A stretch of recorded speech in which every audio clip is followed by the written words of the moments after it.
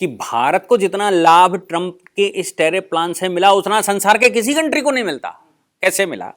राहुल गांधी का स्टेटमेंट भविष्य में कांग्रेसी इस्तेमाल करने वाले हैं, जिनको अलगाववाद अच्छा लगेगा, कि जब कैनेडियन राष्ट्रपति भारत में आया और वो भारत में खालिस्तानी मूवमेंट के लिए या उसके लिए काम कर रहा था, तो ऐसी परिस्थिति में भारत ने जब उनका प्लेन खराब हो गया ट्रूडो का, तो आप समझ लिए 2 दिन यहाँ होटल में पड़े रहे। भारत का कोई एक आदमी, जब पोखरण हुआ था तो यूएस ने सबसे पहले बैन लगाया था हमारे ऊपर, पर फर्क पड़ा क्या?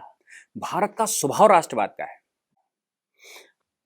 इसलिए आज यूएस भारत के रिलेशन का मतलब यह है कि भारत उनकी आवश्यक, और ये बात मोदी जी ही अकेले थे जिन्होंने पॉपुलेशन को विश्व की आवश्यकता बताया। मराठाओं ने जब आह्वान किया पेशवाओं ने व्यापारियों से कि भाई हम राष्ट्र के लिए लड़ने जा रहे, व्यापारियों ने खजाने खोल दिए। देश है तो मैं हूं, देश है तो मेरा धन है। नमस्कार। दुनिया की 2 सबसे बड़ी डेमोक्रेसी, यूएस और इंडिया।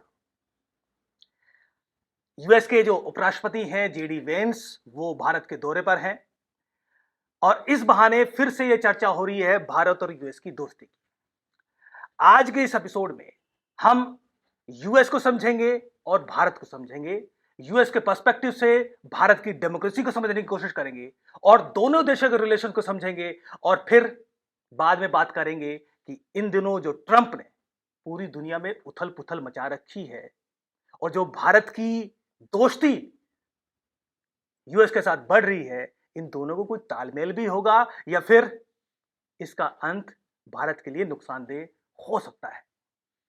इन विषय पर बात करने के लिए हमारे साथ हमारे खास मेहमान, जाने माने कानूनविद और अंतर्राष्ट्रीय मामलों के विशेषज्ञ डी.के. दुबे जी हमारे साथ हैं। सर, आपका बहुत बहुत स्वागत है। नमस्कार। यूएस ने बड़ी उथल पुथल मची है और कहा ही जा रहा है कि दुनिया की सबसे बड़ी डेमोक्रेसी है और भारत के बारे में भी निश्चित तौर पर जितनी बड़ी वोटर लिस्ट जनसंख्या भारत की है, तो भारत एक बड़ी आबादी है। दोनों की चर्चा फिर से हो रही है। चर्चा क्योंकि जेडी वेंस आए हुए हैं, अपनी पत्नी के साथ आए हुए हैं, बच्चे भारतीय परिधानों में हैं और वो घूम रहे हैं पीएम हाउस में। उनको स्वागत जिस तरीके से पीएम कर रहे हैं, इसके इतर हम यूएस के आसपास और भी बहुत सारी पॉलिटिक्स देख रहे हैं। हमारे जो विपक्षी पार्टी के जो नेता हैं राहुल गांधी, वो भी यूएस का आईना दिखाकर बहुत सारी बातें करते रहते हैं और उसमें एक नुक्ता, हम सबसे पहले उन जो फेडरलिज्म की बात करते हैं, जो डेमोक्रेसी की बात करते हैं, उसका एक बड़ा पहलू है फेडरलिज्म। यूएस भी एक फेडरल नेशन है और भारत भी। सबसे पहले दोनों देशों के फेडरलिज्म को समझने की कोशिश हमें समझाइए कि दोनों देश कैसे हैं, डेमोक्रेटिक क्या क्या सिमिलरिटीज हैं, क्या क्या अंतर है, और जो राहुल गांधी इन दोनों को सिमिलर खड़ा करने की कोशिश करते हैं, क्या वो कितना सही है? हरदीप जी, देखिए, सबसे पहली बात तो ये आती है कि राहुल गांधी को शायद भारत का जो कॉन्स्टिट्यूशनल स्टेटस है उसके विषय में जानकारी कम है। वो शब्दों पर जाते हैं। राहुल गांधी ने पार्लियामेंट में और बाकी जगहों पर जिस तरह से कहा था कि India is not a nation, India is a union of states, ये राज्यों का समूह है, ऐसा राहुल गांधी ने कहा था। डॉक्टर अंबेडकर ने आर्टिकल 1 की बहस करते समय कहा था कि नॉर्थ अमेरिकन यूनियन एक्ट से हमने यूनियन ऑफ स्टेट शब्द लिया है, जिसको कनाडा आज इन शॉर्ट कहते हैं। तो कनाडा एक देश है, वो यूनियन ऑफ स्टेट्स वर्ड इस्तेमाल करते हैं। राज्यों से मिलकर बना कनाडा नहीं है। भारत भी राज्यों से मिलकर बना देश नहीं है। भारत एक यूनिटरी स्टेट है, यूनिटरी कंट्री है।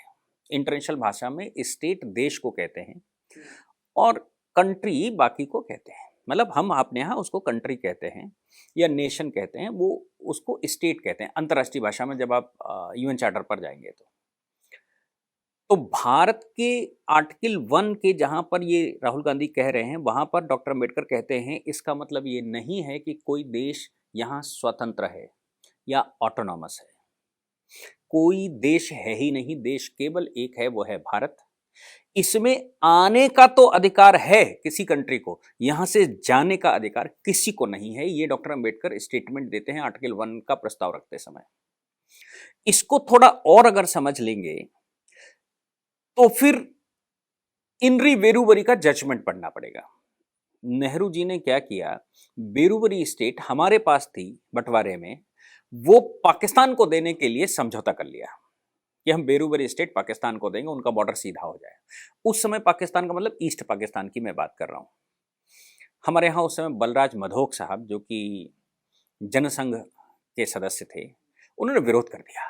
जनसंघ ने कुल मिलाकर विरोध कर दिया कि भाई भारत को से बाहर कैसे निकाला जा सकता है कोई टुकड़ा। न सरकार निकाल सकती है, न संसद निकाल सकती है, किसी को अधिकार नहीं है कि भारत का विभाजन कर दे। तो इन बेरूबरी का केस सुप्रीम कोर्ट में गया, सुप्रीम कोर्ट ने उसको सू मोटो लिया। सुप्रीम कोर्ट ने कहा कॉन्स्टिट्यूशन ने किसी को भी पावर नहीं दी है कि भारत से कोई टुकड़ा बाहर जा सके, किसी को भी पावर नहीं दी। यानी कि इंटरनेशनल तरीके से अगर आप समझौता भी किसी देश के साथ करते हैं तो आप अपनी टेरिटरी किसी को दे नहीं सकते। फिर सवाल ये पैदा हो जाएगा कि फिर मोदी जी ने बांग्लादेश बॉर्डर कैसे सीधा कर लिया या कैसे कर लिया। तो हमने उनको लीज किया है 1000 वर्ष का और उनसे टेरिटरी वापस ली है, हमने उनको दी नहीं है, हमने उनसे टेरिटरी ली है और एक्सचेंज की है बॉर्डर सीधा करने के लिए। इसलिए कोई टेरिटरी भारत की बाहर दे नहीं सकता। इसका मतलब यह हो गया कि यूनियन ऑफ स्टेट्स का जो फॉर्मूला राहुल गांधी बता रहे हैं वो फॉर्मूला है ही नहीं। फिर आखिर ये शब्द वो कहां से लाए होंगे? वो लाए होंगे यूएसए से। यूएस जब स्वतंत्र हुआ था ब्रिटिश गवर्नमेंट से और स्पेनिश गवर्नमेंट से, तो 13 राज्य थे। जॉर्ज वॉशिंगटन के नेतृत्व में स्वतंत्र हुआ था, 13 राज्य हुआ करते थे। उन 13 राज्यों ने मिलकर अपना एक फॉर्मूला बनाया और बगल वाले देश से कहा कि अगर तुम मेरे साथ आ जाते हो तो हमारी इकोनॉमी का लाभ तुमको भी मिलेगा और हमारी डिफेंस सिस्टम का लाभ भी तुमको मिलेगा, हमारे पास हम आगे बढ़ रहे हैं। बगल वाले ने जब उनसे कहा कि भाई ये कैसे होगा, तो इन्होंने कहा कि 3 विषय राष्ट्रपति देखेगा और बाकी तुम देखोगे। तुम्हारा कॉन्स्टिट्यूशन होगा, आपका संविधान हो, मतलब आपका कॉन्स्टिट्यूशन होगा, आपका सुप्रीम कोर्ट होगा, आपका सिस्टम होगा, सब कुछ आपका होगा। केवल 3 विषय राष्ट्रपति देखेगा। वो है डिफेंस, तुम्हारी डिफेंस की जिम्मेदारी मेरी। वो है एक्सटर्नल अफेयर्स, विदेश नीति तुम्हारे लिए हम बात करेंगे। और कम्युनिकेशन, हमारे बीच में जो हमारे दोनों देशों के बीच में जो कम्युनिकेशन होगा वो फिर सेंट्रल देखेगा कैसे कम्युनिकेट करना है, मतलब कौन से रास्ते बनाने हैं, रेलवेज, ओवर ब्रिज, ये करना वो करना, वो सब हम देखेंगे। बाकी सारे विषय आपके पास होंगे। बगल वाले देश को कोई समस्या थी नहीं, उसने कहा ये तो ठीक है भाई, हमारी भी सुरक्षा है और तुम बड़े देश हो, वो मिल गया। तो यूएस के हो गए 14 और 14 होते होते एक एक मिला तो हो गए 50। और 50वां जो आया था वो अलास्का था, वो रशिया से लिया था उन्होंने, क्योंकि रशिया के कंट्रोल में था, रशिया वहां तक पहुंच नहीं पा रहा था, बीच में पैसिफिक ओशन आता था और बड़ी समस्याएं होती थी, तो रशिया से ले लिया। जबकि वो अगर कॉन्टिग्युएशन की बात करेंगे तो वो कनाडा के कॉन्टिग्युएशन में है, लेकिन फिर वो यूएस ने ले लिया। ऐसे वो 50 हुए। कुल मिलाकर या तो उन्होंने खरीद लिया या उन्होंने समझौता कर लिया और कहा कि लोकल इश्यूज तुम्हारे, कॉन्स्टिट्यूशन तुम्हारा, सुप्रीम कोर्ट हमारा अलग होगा, तुम्हारा अलग होगा। हमारा सुप्रीम कोर्ट केवल 3 विषयों पर चर्चा करेगा और बाकी के सारे विषय आपके होंगे। तो 3 विषयों पर बाकी के 37 देश उनके साथ आ गए और ऐसे हो गए वो 50। इस समझौते में आप कह सकते हैं ये फेडरल कंट्री बना, कई देशों का समूह बना, जिसको आप in short union of state कह सकते हैं। यानी कि राज्यों का समूह, देशों का समूह है जो यूएसए है। इसलिए वहां जब चुनाव होता है तो जिस राज्य में जो पार्टी जीतती है उसका सारा वोट उसका माना जाता है। 51% वोट जो ले जाएगा वो सारी सीटों का मालिक माना जाएगा। जैसे ओहायो उनका बड़ा स्टेट है, जो उनके बड़े स्टेट हैं उनमें मालूम पड़ा कि सीटें कहीं 80 हैं, 80 में 41 जो ले जाएगा उसकी 80 काउंट करी जाएंगी। ऐसे वो देश जीतते हैं। वो जो राष्ट्रीय प्रेसिडेंट बैठता है ना, वो एक देश में चुनाव लड़ता है और वहां से जीत कर आता है, दूसरे देश में चुनाव लड़ता है, जीत कर आता है। वो सभी देशों में चुनाव, 38 देशों में चुनाव जीतता है। उनमें से जितने देशों से वो जीत जाता है उनके सारे वोट उसके काउंट किए जाते हैं। इसलिए वहां पर 38 देशों में 10 ऐसे हैं जिनमें अगर फुल फ्लैश जीत जाए तो राष्ट्रपति भी बन सकता है, उसको बाकी के 28 नहीं जीतता तो भी चलता है। ऐसा वहां का फॉर्मूला। मैं विवाद का विषय नहीं, मैं एक वो बता रहा हूं इलस्ट्रेशन। तो वो तो अलग होने का राइट रखते हैं क्योंकि उन्होंने समझौता किया है, they are formed by the agreement. Doctor Ambedkar ने कहा in union, in Indian countries, Indian country, everyone are coming by the surrendering of their rights. हमारे पास जो आ रहा है वो अपने राइट सरेंडर कर रहा है और सरेंडर करके हमारे साथ आ रहा है। यानी कि अगर कोई राजा अपने राइट सरेंडर कर रहा है तो सरेंडर करके वो भारत का हिस्सा बन रहा है। अब उसको भारत से बाहर जाने का राइट कुछ रहा नहीं, कोई एग्रीमेंट से नहीं मिल रहा। वो ये बात 1993 में सुप्रीम कोर्ट के 9 जजों की बेंच ने एक्सप्लेन किया मैसूर के केस में। मैसूर है जब वो ये privy council case, privy purse case, उसमें सुप्रीम कोर्ट ने कहा if you have once surrendered to the constitution of India then you will be governed by the constitution of India, no one will be the king and no one will be the person in your rule. अब constitution पर surrender कर चुके हो तो अब तुम अलग, तुम्हारी एग्जिस्टेंस नहीं बची, अब तुम कॉन्स्टिट्यूशन के अंदर आ गए, राजा भी अब प्रजा हो गया और कॉन्स्टिट्यूशन के अंदर कोई राजा कोई प्रजा नहीं। और वहां पर ऐसा नहीं है, वहां उसका इलस्ट्रेशन पूरा देकर मैं करूंगा। जिस समय अब्राहम लिंकन बैठा तो लिंकन की छवि एक सेकुलर नेता की थी, एक लिबरल नेता की थी। तो लिंकन के बैठने के बाद साउथ अमेरिका के लोगों को लगा कि भाई लिंकन ऐसा है जो मुझे अलग कर सकता है, क्योंकि हमारा तो फॉर्मूला है, एग्रीमेंट तोड़ देंगे। तो मैक्सिको से लगे हुए जो कंट्री हैं, जो यूएस के हिस्से हैं, उन्होंने आंदोलन किया। अब अब्राहम लिंकन ने बड़ा समझाने की कोशिश करी, लेकिन लोगों को लग रहा था कि भाई लिबरल है तो ये कर देगा। बाद में उसी अब्राहम लिंकन को रातों रात लाखों लोग मरवाने पड़े, लेकिन उन्होंने छोड़ा नहीं, क्योंकि पावर जिसके पास आ गई फिर वो नहीं छोड़ता।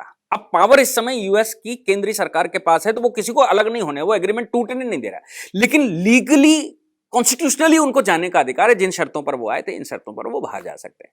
भारत में ऐसा संभव नहीं है। और सुप्रीम कोर्ट ने जम्मू कश्मीर वाले मामले में आर्टिकल 370 के मामले में 5 जजेस के बेंच ने फिर से दलपत राव के जजमेंट को दोहराया, मैसूर के केस को दोहराया और साफ कर दिया कि भारत का संविधान ही सब कुछ है और संविधान किसी को बाहर जाने की, ऑटोनोमस रहने की कोई रियायत नहीं देता। ये संविधान अगर अनुमति देता है तो ठीक है, संविधान अनुमति नहीं देता तो बात खत्म। बाहर जाने की बात तो राहुल गांधी भी नहीं कर रहे, लेकिन जिस तरीके से जो नेचर है इंडियन कॉन्स्टिट्यूशन का, वो फ्लूइड नेचर है, वो रिजिडिटी नहीं है। तो 75 साल बाद नए सोच के नेता राहुल गांधी को लगता है कि थोड़ी सी आज़ादी होनी चाहिए, थोड़ी सी शक्तियाँ ज़्यादा होनी चाहिए स्टेट्स के पास, इसमें बुरा क्या है? देखिए, ये तो फिर राहुल गांधी को आप या तो समझ नहीं पा रहे। राहुल गांधी जर्मिनेशन कर रहे हैं एक थॉट का 75 साल बाद, लोगों के दिमाग में डाल रहे हैं you are the union of state means you may have the right to go beyond this state, ये वो डाल रहे हैं। दूसरी बात, स्वतंत्रता की बात आप करते हैं कि भाई अगर नई सोच है, मुझे बताओ कौन से युग में लाखों साल के ये नई सोच हुई कि देश अलग हो जाए, ये देश एक सुर में ना रहे, ये कौन सी नई सोच है? ये अलगाववाद की सोच है, इसको नई सोच नहीं कहते। नई सोच तो ये होनी चाहिए कि हार्मोनाइजेशन कैसे बिठाया जाए, नई सोच तो ये होनी चाहिए कि देश को कैसे सुदृढ़ किया जाए, नई सोच तो ये होनी चाहिए कि देश में होमोजीनियस माइंड होना चाहिए, हेट्रोजीनियस नहीं। ये हेट्रोजीनियस माइंड डाल रहे हैं। तमिलनाडु को इनसे सहारा मिल रहा होगा। तमिलनाडु जो कह रहा है मैं हिंदी नहीं अडॉप्ट करूंगा, हम तमिल हैं, हमारा अलग है, हम संस्कृत नहीं वहां मंदिरों में चैंटिंग करने देंगे, हम तमिलियन में करेंगे। ये आपको नहीं दिखता कि वो क्या कर रहे हैं? वो एक सेपरेट स्टेट की तरफ जा रहे हैं। जम्मू कश्मीर क्या कर रहा था? मेरी जमहूरियत, मेरी इंसानियत, मेरी वो फलानी। जैसे ही मेरा भाव आएगा, सिर्फ मेरा देश, मेरा नहीं, ये मेरा, वैसे सेपरेटिज्म आ जाता है। राहुल गांधी अगर वाकई में राजनीति सही से कर रहे होते तो राहुल गांधी ये कह रहे होते कि हम पूरे देश में यूनिफिकेशन कर देंगे, ये अलगाव की सोच ही नहीं रहेगी। पूरा राष्ट्र एक तरीके से, एक नजरिए से सोचेगा। डॉक्टर अंबेडकर ने 25 नवंबर सन 1949 की बहस में कहा कि भारत तभी अक्षुण्ण रह सकता है जब वो एक सोच रखेगा, वो हेट्रोजीनियस सोच नहीं रखेगा तो ही रह सकता है। होमोजीनियस सोच रखनी पड़ेगी। जहां होमोजीनियस सोच होगी, होमोजीनियस मतलब एक तरह से जहां सोचते होंगे, वो राष्ट्र कभी विखंडित नहीं हो सकता। लेकिन जहां विभिन्न प्रकार से सेपरेटिज्म जन्म ले जाएगा, वहीं से अलगाववाद पैदा हो जाएगा। तो राहुल गांधी का जो बयान है, जाने में या अनजाने में, ये अलगाववाद को बढ़ावा देने वाला है। भविष्य किसी ने नहीं देखा, हो सकता भविष्य में बड़े आंदोलन खड़े हो जाएं और कोड किया जाए कि राहुल गांधी ऐसा कहते थे। जैसे नेहरू जैसे प्रधानमंत्री बैठे, जम्मू और कश्मीर के लोग नेहरू के बयानों को कोट करते हैं। नेहरू बीइंग ए प्रधानमंत्री स्टेटमेंट दे रहे हैं, क्या वो कैबिनेट का स्टेटमेंट है? क्या वो भारत सरकार का स्टेटमेंट है? क्या वो संविधान का स्टेटमेंट है? नेहरू जी वहां गए कार्यक्रम में और भाषण दे आए, या मोदी जी एक कार्यक्रम में जाएं और भाषण दे आए। क्या प्रधानमंत्री अकेले का निर्णय कोई निर्णय है या हो सकता है? सुप्रीम कोर्ट ने इंदिरा नेहरू गांधी वर्सेस राज नारायण में यह सिद्ध किया। उन्होंने कहा Indira Gandhi means a decision of the prime minister is not a decision at all as per the constitution. There must be a decision of the council of ministers. Council of minister का डिसीजन मानने के लिए राष्ट्रपति बाध्य है, प्रधानमंत्री का नहीं, क्योंकि प्रधानमंत्री खुद में काउंसिल ऑफ मिनिस्टर नहीं है। प्रधानमंत्री को भी काउंसिल ऑफ मिनिस्टर की एसेंट लेनी पड़ेगी। वो हेड जरूर है, वो काउंसिल ऑफ मिनिस्टर का हिस्सा है, लेकिन प्रधानमंत्री काउंसिल ऑफ मिनिस्टर नहीं है, ये सुप्रीम कोर्ट ने कहा। इसलिए इमरजेंसी को अवैधानिक घोषित किया था, क्योंकि वो डिसीजन केवल इंदिरा गांधी का डिसीजन था, काउंसिल ऑफ मिनिस्टर का डिसीजन नहीं था। तो इमरजेंसी अवैधानिक ही प्रधानमंत्री के आधार पर हुई, प्रधानमंत्री का अकेले के एसेंट के आधार पर हुई थी। तो फिर आप मुझे बताइए कि नेहरू जी का बयान जम्मू और कश्मीर के मामले में कैसे कोई कोट कर सकता है कि नेहरू ये कहे गए थे, लेकिन सेपरेटिज्म के जो नायक हैं वो तो इस्तेमाल करेंगे क्योंकि उनको सूट करता है। इसी तरह राहुल गांधी कांग्रेस के इस समय सर्वे सर्वा के रूप में काम करते हैं, किसी भी पद पर रहें। राहुल गांधी का स्टेटमेंट भविष्य में कांग्रेसी इस्तेमाल करने वाले हैं, जिनको अलगाववाद अच्छा लगेगा। तो राहुल गांधी को यह बात सोचनी चाहिए कि वो नेता प्रतिपक्ष हैं, और नेता प्रतिपक्ष होने के नाते उनकी स्टेटमेंट की एक वैलिडिटी है। लेकिन जैसे आपने कहा कि यूएस में वो ऑप्शन है बाहर जाने का, लेकिन चूंकि देश इतना मजबूत है, नेता इतने मजबूत है कि वो बाहर जाने नहीं देंगे, वो संभव नहीं है, होने नहीं देंगे।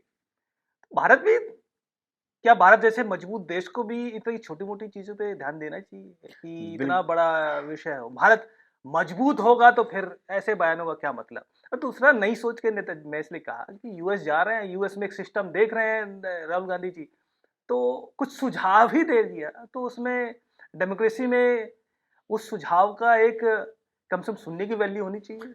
लेकिन क्रिटिसिज्म होना चाहिए, उनका क्रिटिसिज्म हो रहा है। हम अगर सुन भी रहे हैं तो क्रिटिसाइज जरूर करेंगे, क्योंकि उनकी सोच गलत है, वो सोच वहां तक नहीं पा रहे हैं कि भविष्य में भारत का क्या होगा। इसलिए मैंने ये बात कही कि राहुल गांधी कहने के लिए तो व्यक्ति स्वतंत्र है, कुछ भी कह सकता है, लेकिन इस तरह का बयान एंटी कॉन्स्टिट्यूशन है। एंटी कॉन्स्टिट्यूशन स्टेटमेंट एटलीस्ट जनप्रतिनिधि को तो नहीं देना चाहिए, और अगर उसको समझ नहीं है तो समझ धारण करनी चाहिए, और अगर समझ है तो ये मानना चाहिए कि उनका इंटेंशन गलत है। यूएस के नेचर को पहले वो समझें। हर कंट्री का अपना एक स्वभाव होता है। मैं बताता हूं यूएस बना कैसे। यूएस बना संसार भर से लेबर ले जाकर उस समय यूरोपियंस ने वहां बसाई है। आप ये नीचे वाले यूएस में, मतलब दक्षिण अमेरिका में देखेंगे तो वहाँ वेस्ट इंडीज की टीम आती है तो आपको मोस्टली सब भारतीय नाम टाइप के मिल जाते हैं।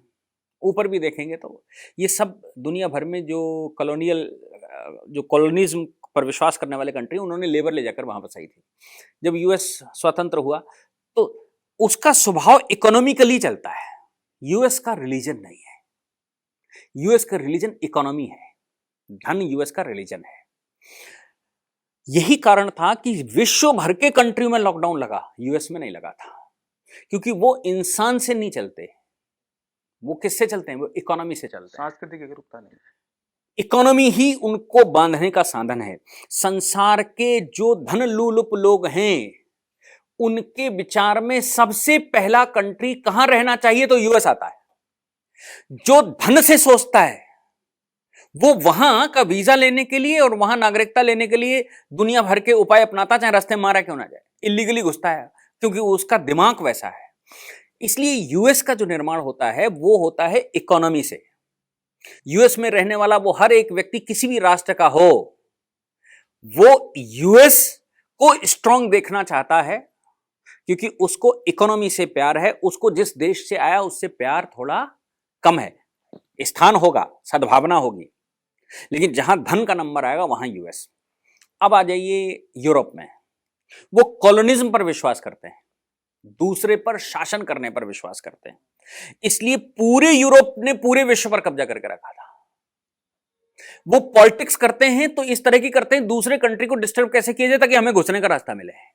पूरी पॉलिटिक्स उनकी वैसी। अब आ जाइए खाड़ी में, वो उनका पूरा रीति रिवाज रिलीजन पर चलता है। वो अल्लाह के लिए, मोहम्मद के लिए मरने को तैयार है, मारने को तैयार है, दुनिया तबाह करने को तैयार है, क्योंकि उनका माइंडसेट सेट जो है वो सेटेड बाय द रिलीजन हुआ। भारत में आ जाइए, भारत का जो रिलीजियस स्ट्रक्चर है वो राष्ट्रवाद का है। भारत का स्वभाव राष्ट्रवाद का है। भारत भूमि का जो बेसिक स्ट्रक्चर है, जो पब्लिक पॉलिसी है, वो एक राष्ट्र की भावना की पॉलिसी है। हम किसी समय पर रहे हों, लेकिन जब कोई लीडर आया जिसने कहा राष्ट्र प्रथम, तो भारत ने खुलकर उसको सपोर्ट किया होगा। हम 20% 25% की बात नहीं करते, लेकिन भारत का मेजॉरिटी पर्सन राष्ट्रवाद के पक्ष में खड़ा दिखाई देता है। जो नेशन फर्स्ट की पॉलिसी लेकर आएगा वो हो सकता है 4 विषयों पर हमारे खरे ना उतरता हो, लेकिन हम उसको सपोर्ट करते हैं। मोदी जी उसी का परिणाम है। मोदी जी राष्ट्र प्रथम का परिणाम है कि देश में एक छोटे से राज्य का मुख्यमंत्री पूरे देश में एक भारतीय जनता पार्टी के उससे चुनाव लड़ता है, देश उसके उस व्यक्ति के पीछे दौड़ जाता है। क्यों? क्योंकि राष्ट्र प्रथम की पॉलिसी लेकर व्यक्ति आया और उसने कहा राष्ट्र प्रथम के अलावा कुछ नहीं, मतलब कुछ नहीं, मतलब कुछ नहीं, चाहे कोई सेक्रीफाइस करना पड़े, चाहे मुझे, चाहे मेरे लोगों को, चाहे मेरी पार्टी को। राष्ट्र प्रथम, राष्ट्र की राजनीति करेंगे, राजनीति के लिए राष्ट्र पर नहीं बैठेंगे। यह भारत का स्वभाव। अब आइए चाइना पर, कम्युनिज्म का स्वभाव। कम्युनिस्ट स्वभाव यह है कि जो पिछड़ा वर्ग है उससे शक्ति लेनी है और सत्ता हासिल करनी है और फिर उसी को सप्रेस करना है। मजदूर दलित की पॉलिटिक्स करेंगे, मजदूर की पॉलिटिक्स करेंगे, दलित की पॉलिटिक्स करेंगे, किसान की पॉलिटिक्स करेंगे, क्योंकि इनका नंबर ज्यादा है। और इनसे पॉलिटिक्स करते हुए देश में सत्ता परिवर्तन करेंगे और सत्ता परिवर्तन करने के बाद खुद बैठेंगे, और जब फिर से गरीब मजदूर और किसान आंदोलन करेगा तो वो उसका कत्लेआम करवा देंगे। दसियों लाख लोगों को उन्होंने मरवाया। ये उनका स्वभाव। हर एक देश का अपना एक स्वभाव है, उसका एक बेसिक पब्लिक स्ट्रक्चर है, पब्लिक पॉलिसी है। तो राहुल गांधी को यह समझना चाहिए भारत की पब्लिक पॉलिसी और यूएस की पब्लिक पॉलिसी में क्या फर्क है। भारत की पब्लिक पॉलिसी यह है कि धन जेब में 1 रुपया ना हो, लेकिन मैं बलिदान करने को देश के लिए तैयार खड़ा हूं। मेरे घर में सब खत्म हो जाए। याद करिए मराठाओं ने जब आह्वान किया, पेशवाओं ने व्यापारियों से कि भाई हम राष्ट्र के लिए लड़ने जा रहे, व्यापारियों ने खजाने खोल दिए। व्यापारियों की पत्नियों ने कहा कि तुम ये सब पैसा धन लुटाए दे रहे हो, कैसे चलेगा। तो व्यापारियों ने कहा राष्ट्र प्रथम, पेशवा अगर नेतृत्व कर रहा है और देश बचाना चाहता है तो मेरे धन का क्या। देश है तो मैं हूं, देश है तो मेरा धन है। और पेशवाओं ने युद्ध लड़ा और पेशवाओं ने उस समय मुगलों को सप्रेस करके दिल्ली पर कब्जा किया। इस बात पर जिनके पास पैसा नहीं था, जिनकी राजधानी मराठाओं के समय पर, छत्रपतियों के समय पर निपटकर पूना में स्थापित हो गई थी, सतारा में कॉन्सेंट्रेट हो गए थे, पूना में से कॉन्सेंट्रेट हो गए, वहां सतारा से व्यक्ति निकले और उन्होंने फिर से पूरे हिंदुस्तान पर, एटलीस्ट नॉर्थ इंडिया पर सबसे बड़ा साम्राज्य बनाया व्यापारियों के दम पर। तो व्यापारी का धन या भारत में धन प्राथमिकता नहीं है। हाँ, लेकिन ऐसा देश, भारत जैसा महान राष्ट्र, उतनी सुदृढ़ डेमोक्रेटिक एक देश जो है, आपने कहा और आपने जिस तरीके से यूएस के कैरेक्टर को, उसके कैरेक्टराइजेशन को डिफाइन किया है, दोनों की दोस्ती आज जिस धरातल पर है, जेडी वेंस आए हुए हैं, अ, पत्नी चूंकि इंडिया की हैं, बच्चे भारतीय परिधानों में घूम रहे हैं, इन दोनों की दोस्ती कितनी नेचुरल हो सकती है? क्योंकि यहाँ पर मुझे एक स्टेटमेंट याद आ रहा है हेनरी किसिंजर का, जो कि 70s में सेक्रेटरी ऑफ स्टेट रहे। उनका कहना है कि यूएस की दुश्मनी तो खतरनाक हो सकती है, लेकिन यूएस की दोस्ती जो है वो निश्चित तौर पर जानलेवा है। यानी जितने देश हुए पिछले 75 सालों में, उनका हाल पाकिस्तान जैसा, अफगानिस्तान जैसा, यूक्रेन जैसा, इराक जैसा उनका हाल अंततः ये हुआ है। तो ये जो दोस्ती मोदी जी बढ़ा रहे हैं, ये कितनी नेचुरल आपको लगती है, या होनी चाहिए, या इसके कितनी फायदेमंद होगी? देखिए, मेरा मानना यह है कि मोदी जी इंटरनेशनल रिलेशंस पर काम कर रहे हैं, इंटरनेशनल कॉपरेटिज्म पर काम कर रहे हैं।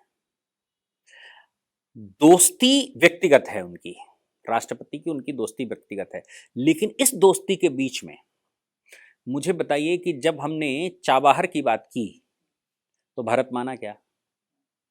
उन्होंने कहा तेल नहीं लेना रशिया से, हमने माना क्या? उन्होंने कहा रशिया से हथियार नहीं लेना, हमने माना क्या? उन्होंने कहा कि ये ईरान के साथ दोस्ती नहीं करनी, हमने माना क्या? हाँ हाँ, मित्रता हमारी तुम्हारी, राष्ट्र प्रथम मेरा। इसलिए मोदी जी ने यूएस में जाकर क्या कहा? Like president Trump, we are the natural friends because we both having the nation first policy. अब देखिए, उनको जो आप प्रश्न कर रहे हैं, उनको उनके ही देश में उनके सामने जवाब देकर आए कि भाई देखो, हमारी तुम्हारी दोस्ती तो है, और दोस्ती इसलिए है कि हम दोनों राष्ट्र प्रथम पर काम कर रहे हैं। इसका मतलब यह हो गया, तुम्हारा राष्ट्र प्रथम मेरे राष्ट्र प्रथम से बड़ा नहीं है, आपका राष्ट्र प्रथम मेरे राष्ट्र प्रथम के बराबर है। तो तुम राष्ट्र प्रथम तो मैं भी राष्ट्र प्रथम। इसलिए हर उस स्टेज पर जहां पर भारत का नुकसान होता दिखा, वहां हमने यूएस के अगेंस्ट में भी यूएनओ में वोट डाला है, जहां हमको लगा कि ये मेरी राष्ट्रीय पॉलिटिक्स के विरुद्ध जा रहा है। यहां तक कि जो बाइडेन का तो एक मिनिस्टर यहां आकर कह गया था कि आप रशिया से दोस्ती कर रहे हो और चाइना जब तुम्हें मारने आएगा तो हम ही बचाएंगे। भारत सरकार बात सुनी नहीं। राष्ट्र प्रथम की ऐसी पॉलिसी कि जब कैनेडियन राष्ट्रपति भारत में आया और वो भारत में खालिस्तानी मूवमेंट के लिए या उसके लिए काम कर रहा था, तो ऐसी परिस्थिति में भारत ने, जब उनका प्लेन खराब हो गया ट्रूडो का, तो आप समझ लिए 2 दिन यहां होटल में पड़े रहे, भारत का कोई एक आदमी मिलने नहीं गया। नहीं, मोदी जी जैसा दोस्त, दोस्ती निभाओ तो हम पक्के दोस्त हैं, लेकिन दोस्ती न निभाओ तो भैया फिर तुम अपने रास्ते। 2 दिन वो यहां पड़े रहे, भारत का एक मिनिस्टर मिलने नहीं गया। तुम होगे कनाडा के कुछ, मेरे लिए तो बेकार हो, क्योंकि मेरे राष्ट्र प्रथम में तुम उंगली लगा रहे हो, तो मेरे लिए तुम्हारी कोई वैल्यू नहीं है। इसलिए भारत के स्वभाव के साथ साथ मोदी जी का स्वभाव भी देखना चाहिए। राष्ट्र प्रथम की पॉलिसी फर्स्ट है। अब बात आती है यूएस के कैरेक्टर की। एनपीटी का नंबर आया था, किसने मना किया? अटल जी ने मना किया, हम नहीं साइन करेंगे। हमने बम फोड़ा, हमारे ऊपर वैन लगा, उन्होंने कहा ये ट्रीटी साइन करो, हमने कहा नहीं करेंगे। न्यूक्लियर पावर सप्लाई का नंबर आया, उन्होंने कहा आपके न्यूक्लियर प्लांट आपको इंटरनेशनल न्यूक्लियर सप्लाई ग्रुप को देना पड़ेगा, उनकी निगरानी में। हमने कहा नहीं देंगे, हमारी सिक्योरिटी का मामला है। आज भी यूएस ने अगर कोई बात ऐसी कही होगी कि टैरिफ कम करो, ये टैरिफ वाला चल रहा है ना, टैरिफ कम करो, मोदी जी ने मतलब ट्रंप ने सारी दुनिया पर दबाव बनाया, भारत ने नहीं कम किया। भारत ने किया भी तो उन चीजों पर किया जो हमारे नेचुरल कोर्स में करना था हमको, जिनकी आवश्यकता हमारे को है। लेकिन ये कहिए कि हम उनके दबाव में आ जाएंगे, रिलेशन रखेंगे, क्योंकि हम वसुधैव कुटुंबकम पर विश्वास करने वाले लोग हैं और मोदी जी उसके सुदृढ़ नायक हैं।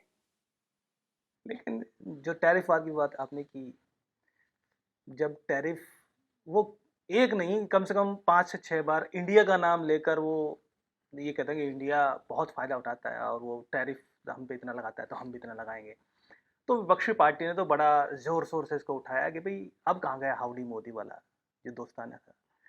तो फायदा तो होना चाहिए था ना कि भाई कम से कम ट्रम्प चाहते तो, वो दो इतनी अच्छी दोस्ती थी तो थोड़ा सा रियायत दे देते। अरे साहब, आप, मुझे लगता है किसी ने ध्यान ही नहीं दिया कि भारत को जितना लाभ ट्रंप के इस टैरिफ प्लान से मिला उतना संसार के किसी कंट्री को नहीं मिलता। कैसे मिला? पहले तो वो टैरिफ लगा दिया और ये कर दिया। मैंने उस दिन भी कहा था, जिस दिन ये टैरिफ लगाए गए तो ये ट्रंप ने घोषणा करी थी, ये चलने वाला नहीं है, क्योंकि टैरिफ लगाने का मतलब है यूएस के सिटीजन को आप महंगाई का भार दे देना। और यूएस का सिटीजन महंगाई का भार क्यों लेगा भाई जबरदस्ती? हाँ, उनकी पॉलिसी ये थी कि वो जो इन्वेस्टमेंट यूएस से पूरे वर्ल्ड में जाता है वो लौटकर यूएस में आ जाए और यूएस में अनएम्प्लॉयमेंट की समस्या जो बढ़ रही है वो खत्म हो जाए। बात ठीक है, ये उनका अपना विचार है, लेकिन वो प्लांट लगाने में आपको 5-7 साल लगेंगे। ऐसा नहीं है कि आपने उंगली दबाई और कर देंगे।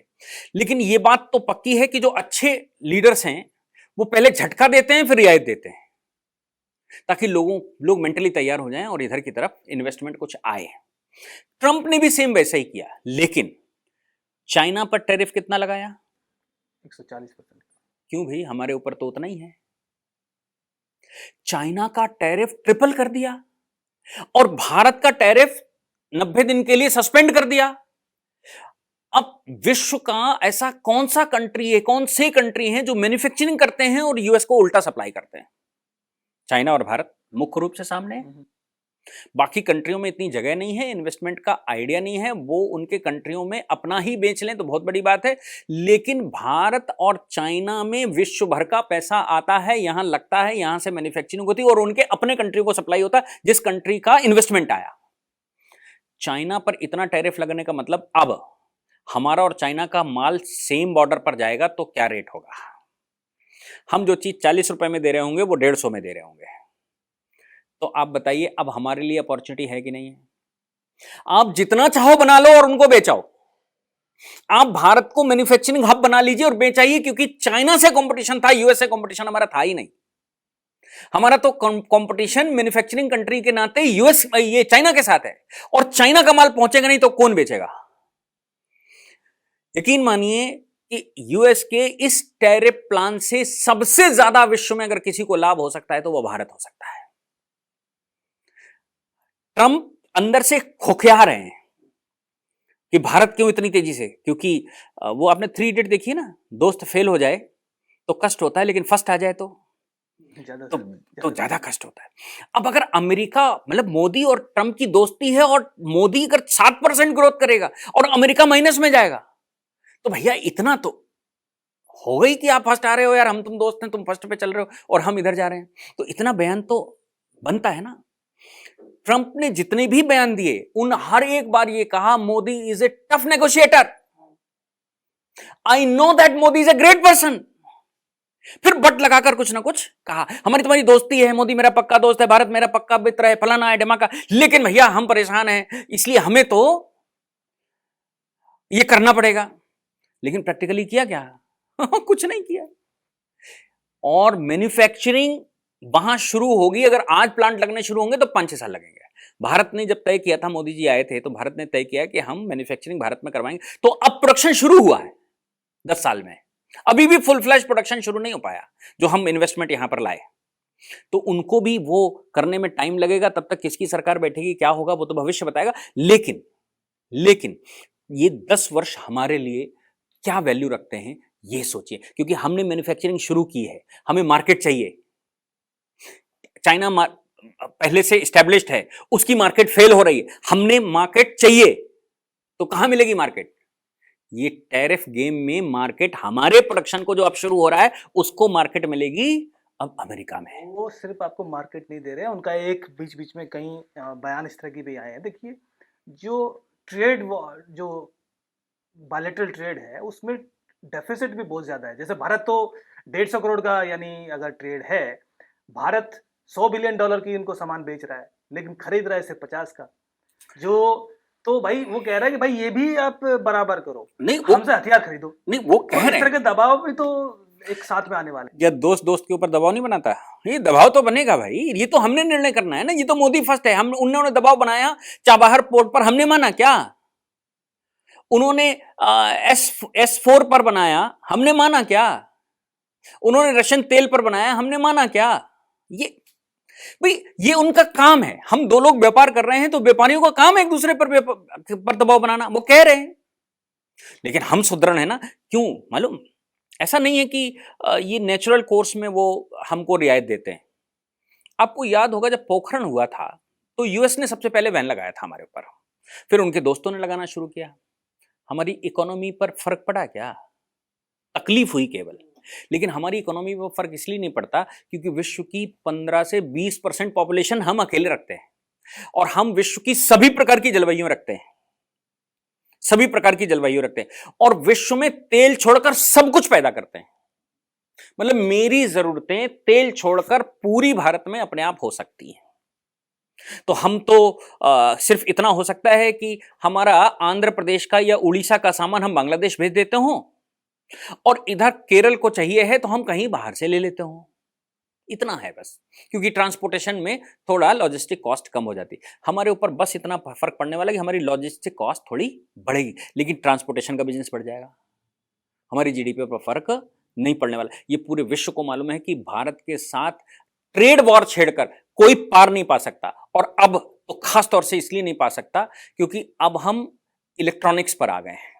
अब हमें जो ऊर्जा सप्लाई है, जिस ऊर्जा के लिए हमने सोना गिरवी रखा था, जिस ऊर्जा की वजह से बैलेंस ऑफ पेमेंट आता है, वो भू ऊर्जा भी मोदी जी के आने के बाद हमने रिन्यूएबल एनर्जी का हब बना दिया संसार का।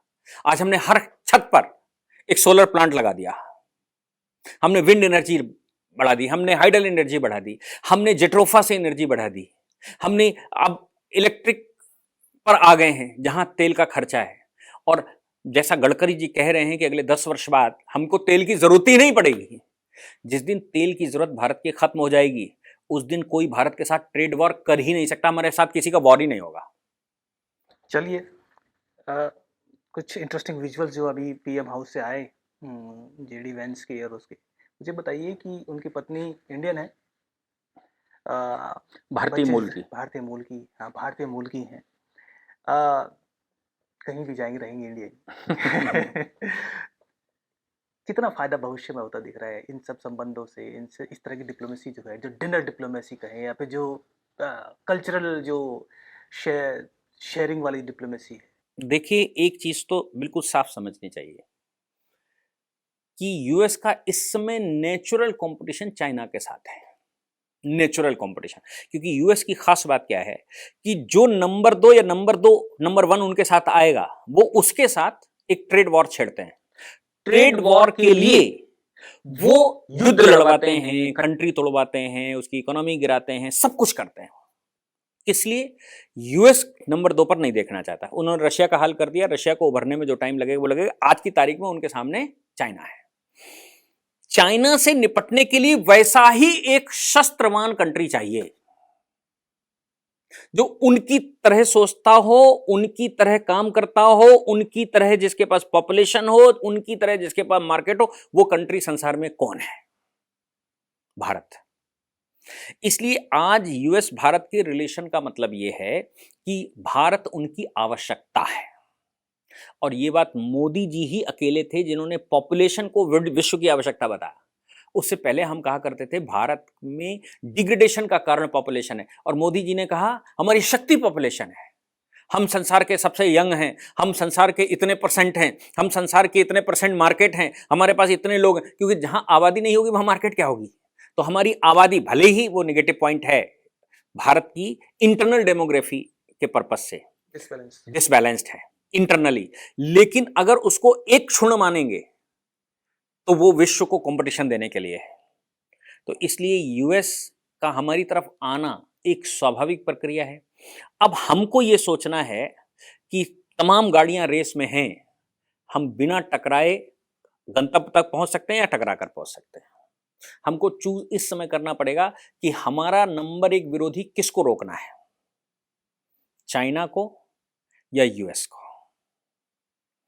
हमने चाइना को रोकना स्वाभाविक है क्योंकि वो विस्तारवादी है, यूएस डिस्टेंस में है लेकिन वो भी अति महत्वाकांक्षी है। उन दोनों में से अगर किसी को चुनना पड़े तो हम यूएस को चुनेंगे, एक बात। दूसरी बात ये भी है कि क्या हम अपना, जो आपने दोस्ती दुश्मनी की बात की कि यूएस की दोस्ती का मतलब गलत हो जाएगा, क्या हमने अपने न्यूक्लियर पावर प्लांट उनके लिए खोल दिए? क्या हमने अपनी सिक्योरिटी उनके लिए खोल दी? सोचिए, राहुल गांधी 123 ट्रीटी करके आए ओबामा के साथ। 123 ट्रीटी में जो उस समय तय हुआ था वो ये हुआ था, राहुल गांधी यहां चिल्ला रहे थे कि हम भारत को न्यूयॉर्क बना देंगे, रात यहां कभी रात नहीं होगी। किस किस आधार पर? वो ये सारी बातें कर रहे थे यूरेनियम के आधार पर, यूरेनियम प्रोसेस वो देंगे और हम लगाएंगे। उन्होंने एग्रीमेंट करने के बाद क्या शर्त लगाई भारत के साथ? उन्होंने कहा कि आपको जो न्यूक्लियर प्लांट लगाओगे तो आपके जो डिफेंस के प्लांट हैं, सिविल न्यूक्लियर प्लांट, वो आपको सबको दिखाने पड़ेंगे, आप क्या करोगे इसका। बड़ी चतुराई से घुसने की कोशिश करी। राहुल गांधी की सरकार रेडी भी थी, भारतीय जनता पार्टी विरोध में थी, उसने आंदोलन कर दिया, देश भर को बता दिया ये क्या करके आए। तो वो तो जो न्यूयॉर्क बनाने का प्लान था वो हो गया घुसड़ू। लेकिन मोदी जी जब ये खेल के आए तो न्यूक्लियर सप्लायर ग्रुप में घुस गए, पहली बात। फिर उन्होंने कहा हम तुम्हारी आवश्यकता है, देखो संसार में समझो, हम आपकी आवश्यकता है और हमारी आवश्यकता अगर तुम्हें कबूल हो तो बोलो, नहीं तो रहने दो। तब ये यूएस और उनके दोस्त हमारी तरफ अनकंडीशनल टिल्ट हुए, क्योंकि हमने ये सिद्ध किया कि हम तुम्हारी आवश्यकता है चाइना के विरुद्ध। आप याद करिए, जब चाइना से गलवान चल रहा था, यूएस ने लाख कहा हम सेनाएं भेज देते हैं, ये कर देते हैं, भारत ने ली क्या? भारत ने उनकी सेनाओं को भारत में नहीं घुसने दिया। भारत ने जिस समय अफगानिस्तान हुआ था, अटल जी प्रधानमंत्री थे, उस समय उन्होंने कहा था कि हमें अपने एयरक्राफ्ट उतारने के लिए जगह दे दीजिए, फ्यूल देने के लिए। हमने दिया क्या? पाकिस्तान ने